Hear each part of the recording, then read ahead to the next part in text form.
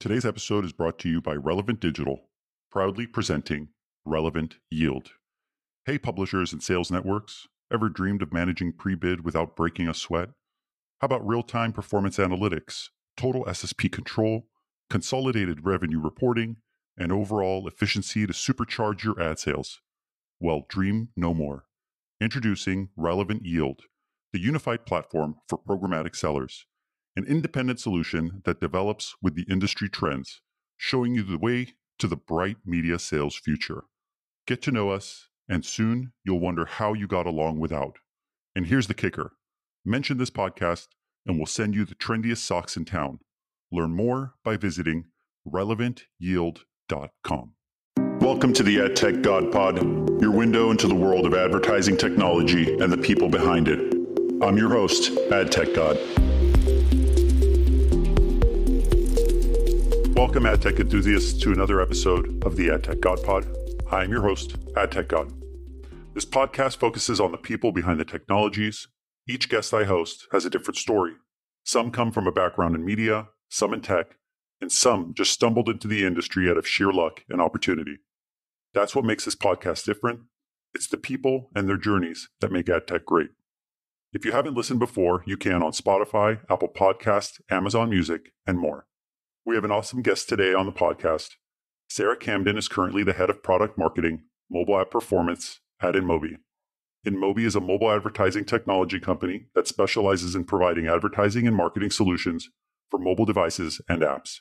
Sara has worked for companies like ChaCha, Vibenomics, Epsilon, and Equifax, and has a great perspective and view on the industry, specifically mobile, with her time at InMobi. Without further delay, let's meet Sara. Sara, welcome to the AdTechGod Pod. Thank you so much, AdTechGod. I am absolutely delighted to be here. And I just have to pause and say how much fun it's really been watching your community blossom these past few years.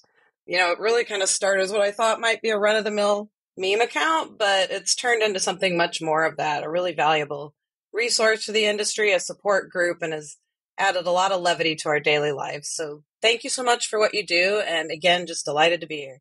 Thank you. I know that you've obviously, we've interacted quite a bit on X or Twitter over the years, and you've been a huge support. It has evolved over time. I think it will continue to do so, but really just having fun and trying to spread some positivity during what is a kind of an odd year. To say the least. To say the least. So, Sara, you obviously have an incredible background. You work at a great company like InMobi, who's obviously very well known in the market. But how did you get into ad tech, and how did you start? Yeah, great question, AdTechGod. I really was one of those that kind of lucked into it a bit from some fortuitous timing. So I'll take you on a little walk through my ad tech eras, in keeping with the zeitgeist of Taylor Swift and Travis Kelce that are distracting everyone right now, including myself.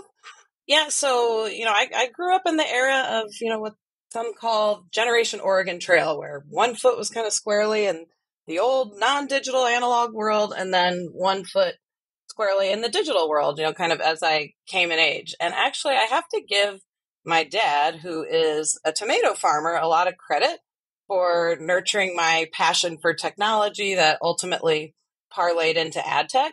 So, you think farming, that's not necessarily the most innovative industry that might be out there, but, I'm here to dispel that myth, and that it's quite an innovative industry, and that my dad was always a first mover with anything tech related. So, he was the first person I knew who had one of the big bag mobile phones. We were the first family at school who had the internet. So I was one of those who had all my buddies coming over on the weekend, huddling over my shoulder, watching this magical new digital world that was cropping up. So I actually recognized pretty quickly, as we entered the search era with Yahoo and Google really taking off, that, the fuel that was making all this happen was advertising. So, when I went to college, I studied marketing and computer science, in hopes that, those might be the best learning paths for, becoming a part of this world, which seemed like it was going to be a big deal at that point in time, as turned out to be true. So after that, I spent a handful of years out of school, doing various digital marketing, experiential marketing roles at agencies, as well as, client side marketing opportunities. And then 2009 was really when I dove headfirst into the ad tech bedlam, if you will. That's when I started working at ChaCha, which at that time was a very hot venture-backed startup. Jeff Bezos was one of our investors, and it really functioned as like an early mobile search engine and a bit of a social platform. But it was right before kind of the app ecosystem took flight. The iPhone had come out in 2007, but, hadn't really, reached critical mass yet. And ChaCha, emerged initially as the top mobile search engine. So we got a lot of attention for that. It burned really bright for a time and then kind of crashed and burned because, they missed some of the key pivots, such as moving to the app driven economy. You might recall, any of you who've been around during that era, Mark Zuckerberg kind of came out in 2011, made this very bold proclamation that, Facebook is becoming a mobile first company, and got laughed at a little bit, including by myself, in the app context. And I actually am embarrassed to say I wrote an academic white paper at that time about why the app economy was not ready for prime time yet. And I must say that, Mark really got me on that one. So, after ChaCha kind of fell by the wayside, that's when I took a jump over to Equifax, tried my hand at sort of big corporate America. I spent about 7 years there and got to wear a whole lot of different hats. I did some product marketing on the SaaS side, as well as for some of the data products. And then I actually transitioned and took over digital strategy for the company, where I had responsibility for digital media budgets, as well as ad tech and martech and our agency relationships.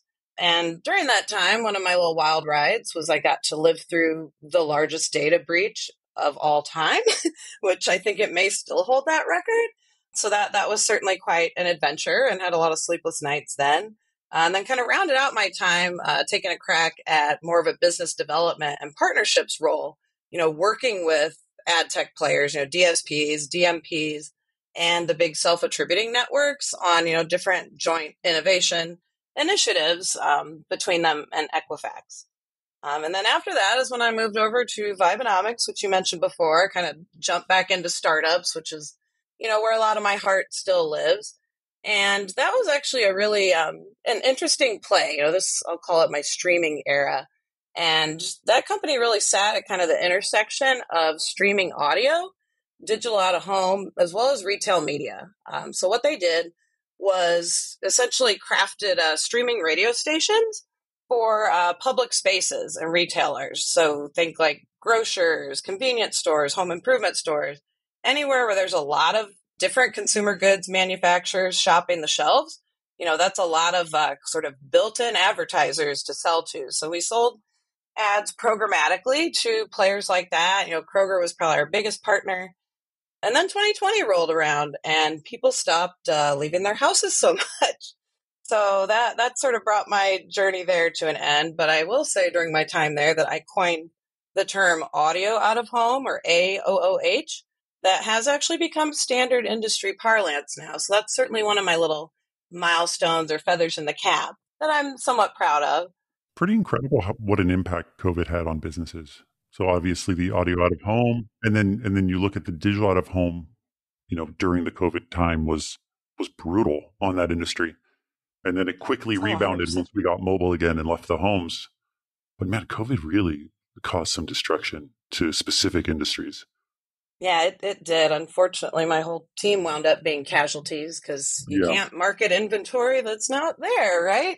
Yeah, it's pretty tough. And then you moved, so you've moved quite a bit. So you went from marketing to business development.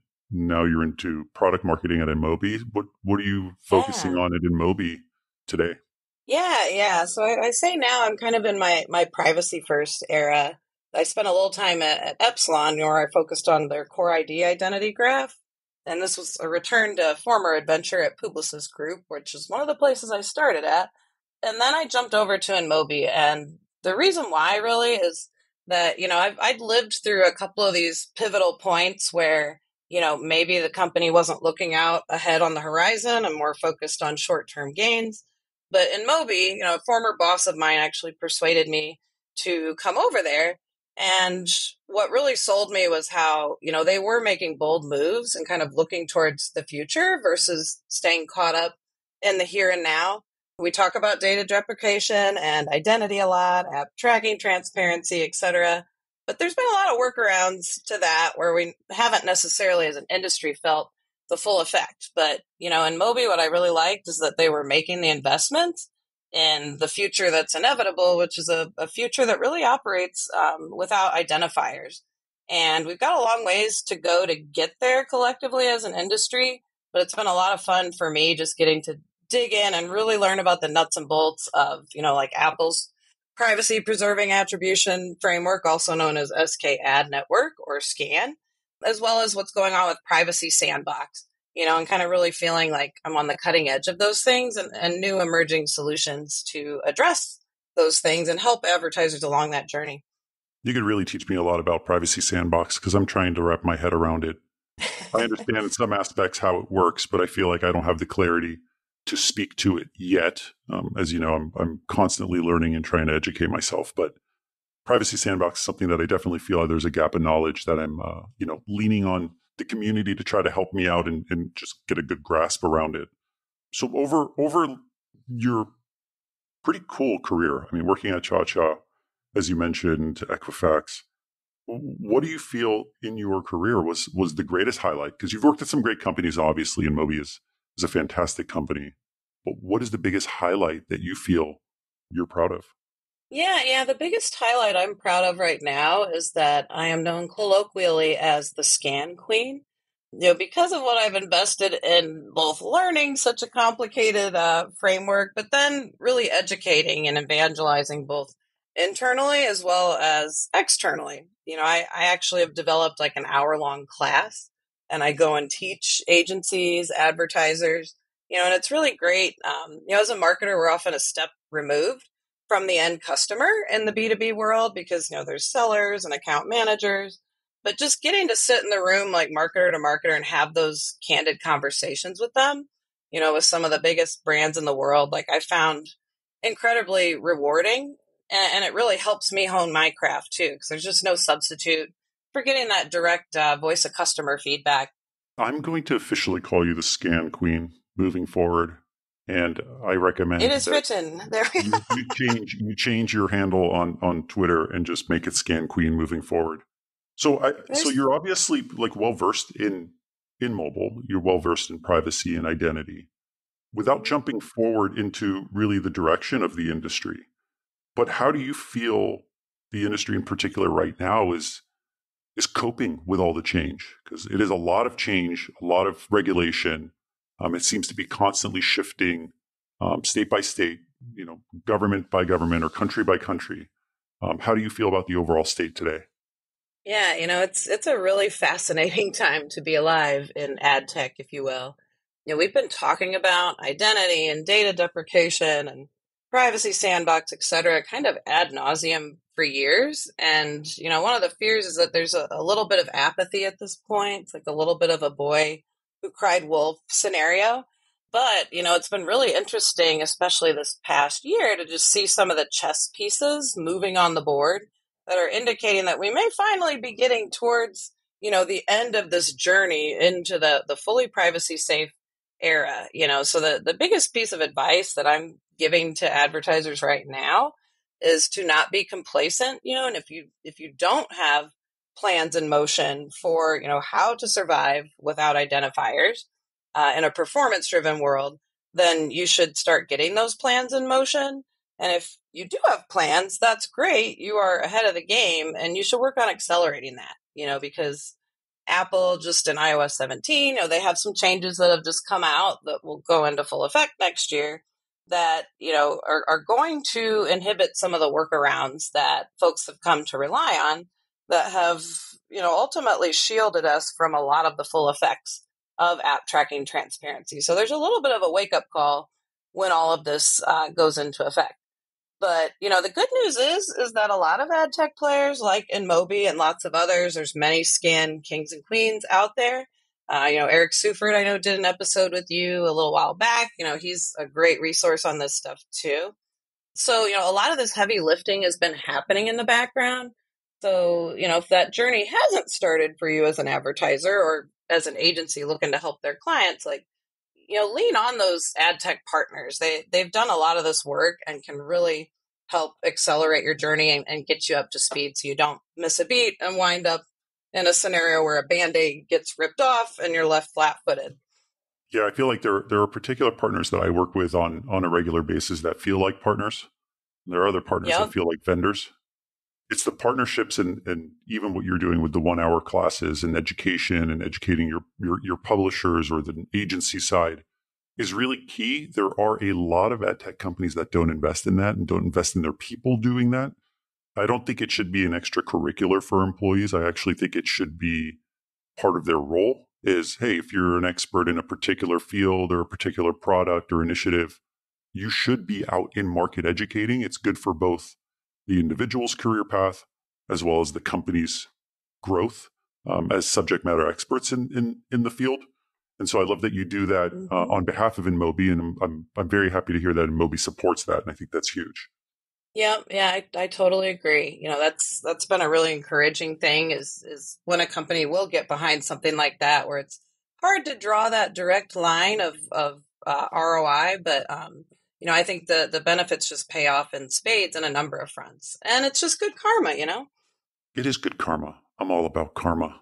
I do think that when you look at companies like InMobi, when you look at companies that are well established with a global footprint, with offices all around the world, becomes a bigger challenge to keep the same messaging and keeping in touch with regulation as they vary from, country to country. Do you find that in particular is really hard to do, or are you regionalized in terms of compliance by country or compliance by, I guess, government? How do you guys do that in particular?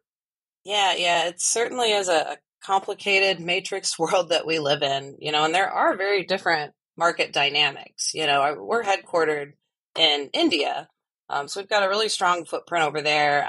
Then we have local presence in EMEA as well. I tend to focus most of my time on North America and Europe. But I definitely stay apprised, especially in the bigger markets that have a strong iOS footprint in APAC. I spend a lot of time there. And it's just really interesting to see what the different wants and needs are of the advertisers and just how the whole dynamics work in their markets. There's a lot of synergies, but there are nuances too. So it's been kind of a fun experience to get more exposed to that. I haven't had that before in a past life to the extent that I have now. And one of the things that really helps me out is having, pretty solid experience, like from the client perspective, where I've been the buyer and have been amongst peers there. So I think that certainly helps me translate more quickly to understanding the needs of these different markets. How do you, and I'm kind of jumping all around the board today, how do you keep yourself up to date with all those changes? In terms of, iOS updates, Android updates, regulation, like it's really hard to stay up to date with all the changes we face in our industry. I mean, what do you do personally, or what do you recommend to people that are listening? What do you read? Where do you watch to kind of keep yourself up to date on particular topics? Yeah, great question. One of the great things that's cropped up just the last few years is all these very vibrant Slack communities. I was always a Twitter addict, and things have changed there a little bit the last couple of years. But I've noticed these really great, very laser focused communities crop up on Slack. Like Eric Seufert, he's great with his mobile dev memo group. Like that's really a lifeline for the mobile space in particular. And your new Slack community, AdTechGod, is not slacking either. It's becoming a really great go-to destination. Ad Exchange is always great. All of the trade associations, so keeping track of what IAB is doing and ANA, all the major trade associations as well, and still keeping tabs on the influencers on Twitter. There's a lot of folks that are still active there, as well as using tools for monitoring like Google and Apple's websites. Like Distill, I think is the one that I use to track certain pages, areas of their documentation, making sure to sign up for any of their RSS feeds and newsletters, just kind of internet stalking them. And, where you can build relationships. Like Apple's a little bit more walled off, but, like Google's a major partner of ours, and we're working with them on, testing the privacy sandbox, specifically the Android side of the coin. So building those relationships, kind of the key infrastructure players like that, is also incredibly helpful when you can. When I had the podcast with Eric Suford, he commented on, don't ever think you know what's going on with Apple. Nothing really leaks. If it's leaked, it's intentional. Yeah. And if you think it's a leak, it's probably not real. I don't hear that as much about Google. I think Google is a little bit more transparent in what they're trying to build, and they're a little bit more open about, any types of changes they want to implement across their world. But Apple is very much so closed off. You do not hear anything until basically they're ready to announce it. Yeah, it's really impressive, the company cultures, and it's just a different strategic direction. It's not necessarily right or wrong, but I have noticed it changing ever so slightly, just maybe over the past year, where, Apple is coming to the table a little bit more and having discussions. They're asking for some feedback. It's not necessarily a two-way dialogue quite yet, but at least, the bridges are being built, if you will.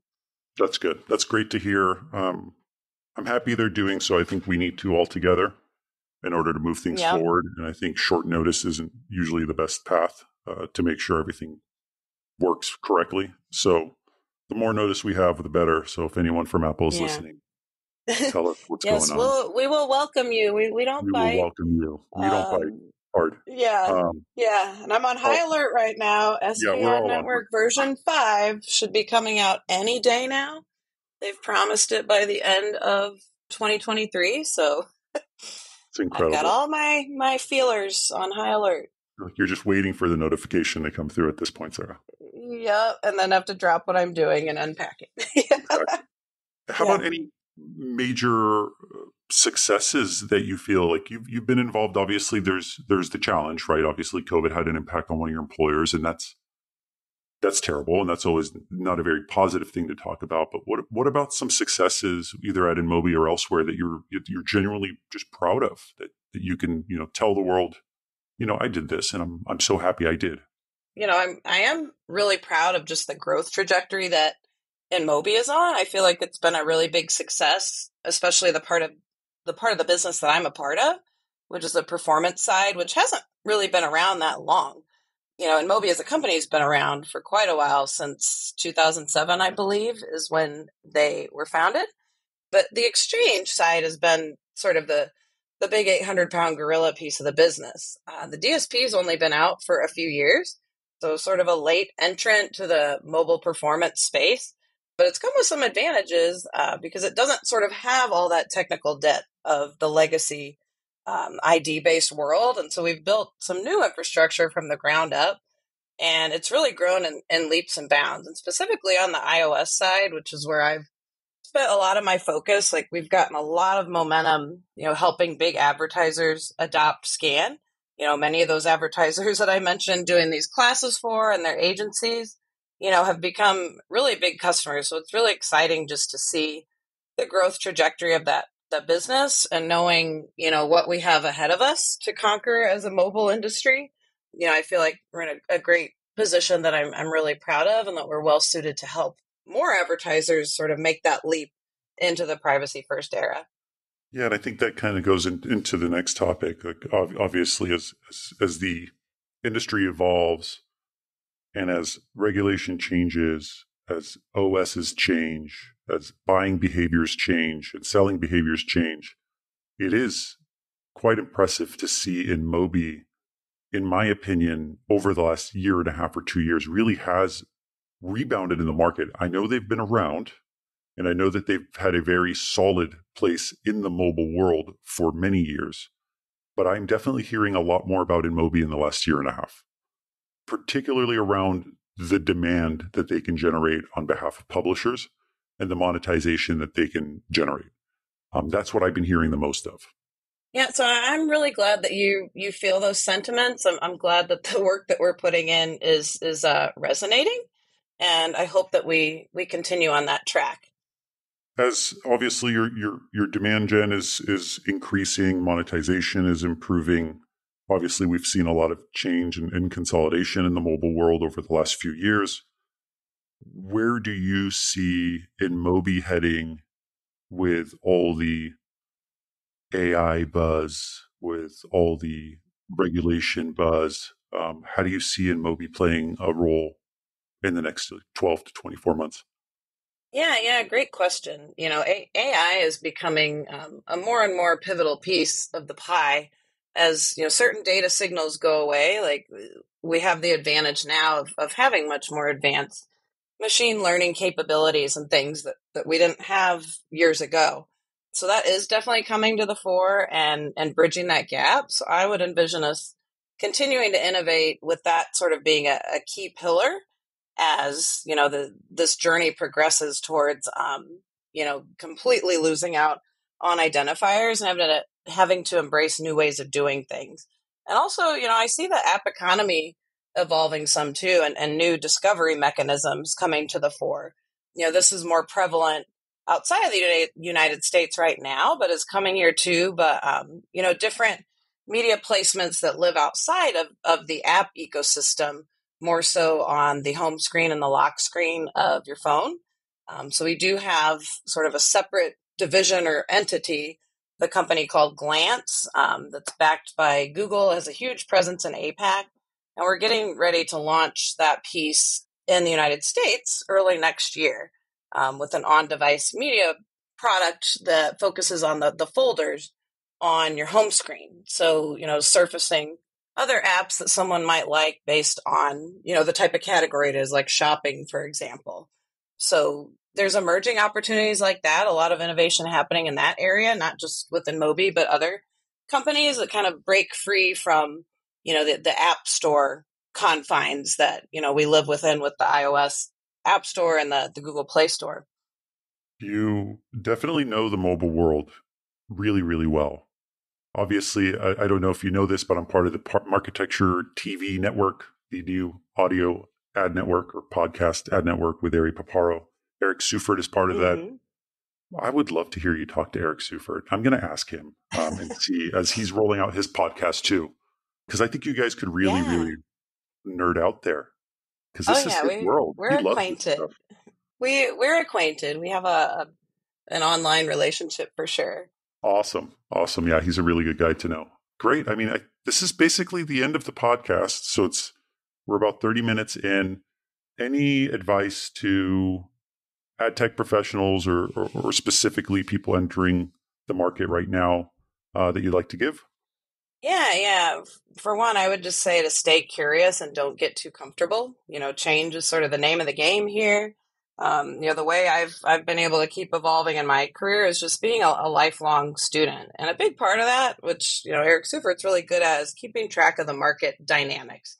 Read the annual reports of some of the key players, just see kind of what their motivations are. It really helps you sort of predict not just what's now, but what's coming over the horizon, which can help you plan out your career, as well as be a resource to your employer and your customers.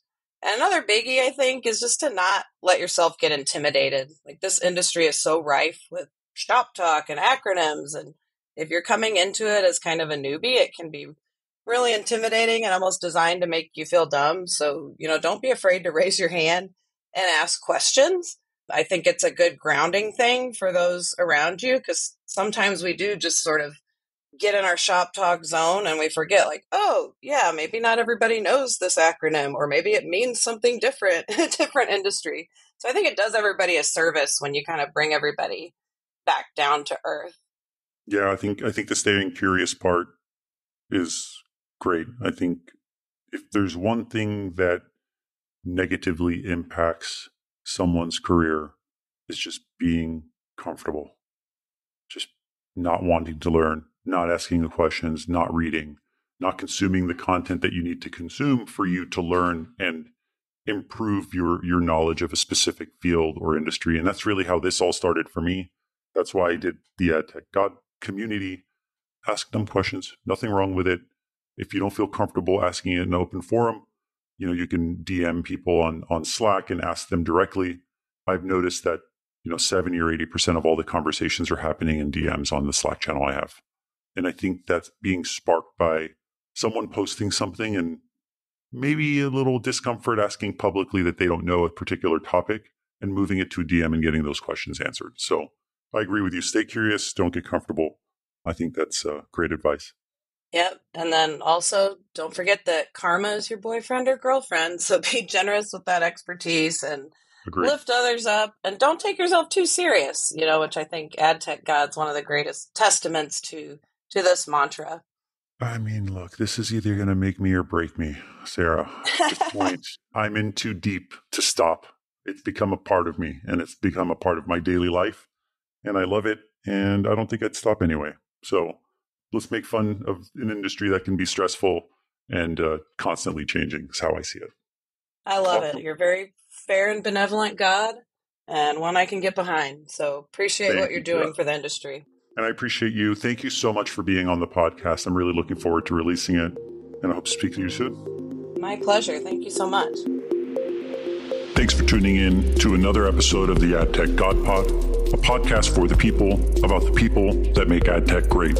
Stay connected with me for more insights, trends, and interviews in the realm of AdTech. Don't miss out on our latest updates, so follow me on X, Instagram, and connect with me on LinkedIn. Don't forget, ATG Slack community has insights, networking opportunities, and jobs.